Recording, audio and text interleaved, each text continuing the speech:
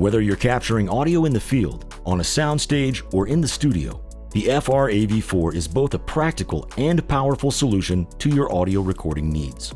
Not only can this device record to SD media, but it can also act as a 32-bit float USB audio interface for pro-grade clip-free recordings.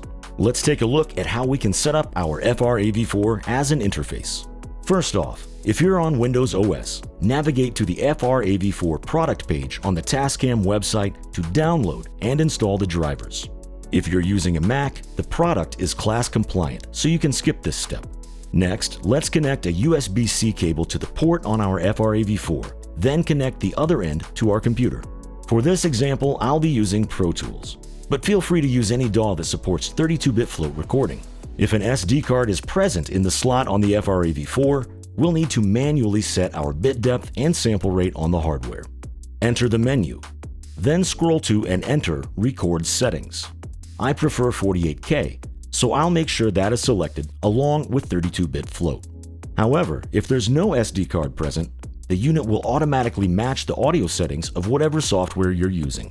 In our DAW, let's create a new session with the bit depth of 32-bit float and sample rate of 48K, the same settings from the FR-AV4. Next, enter the Setup menu, then Playback Engine, where we can select the FR-AV4 as our audio interface.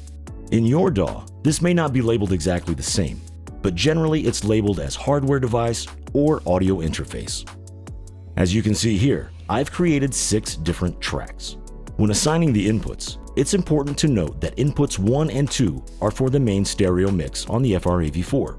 Inputs 3 and 4 are for physical inputs 1 and 2 on the recorder, and inputs 5 and 6 in the DAW are for physical inputs 3 and 4 on the physical unit itself. So if we don't want the stereo mix to be recorded into our DAW, skip inputs 1 and 2. While using as a USB audio interface, we will make any input gain adjustments on the FR-AV4. For an in-depth tutorial on input gain adjustments and input processing, click the link on the screen. Thanks to dual ADC technology, which makes advanced 32-bit float recording possible, we're able to adjust clip gain on recorded tracks to preserve the dynamic range of our audio while preventing clipping. Here we can see recorded waveforms that appear to be off the scale, normally indicating clipping. But by lowering the clip gain on this sample, we can see our peaks are still intact. And here we can raise the clip gain on this quiet segment without introducing any additional noise. As demonstrated, the FR-AV4 is a phenomenal tool to capture audio in a whole host of situations. And with advanced 32-bit floating point recording, our audio will retain the clarity, dynamic range, and professional standards we all strive for.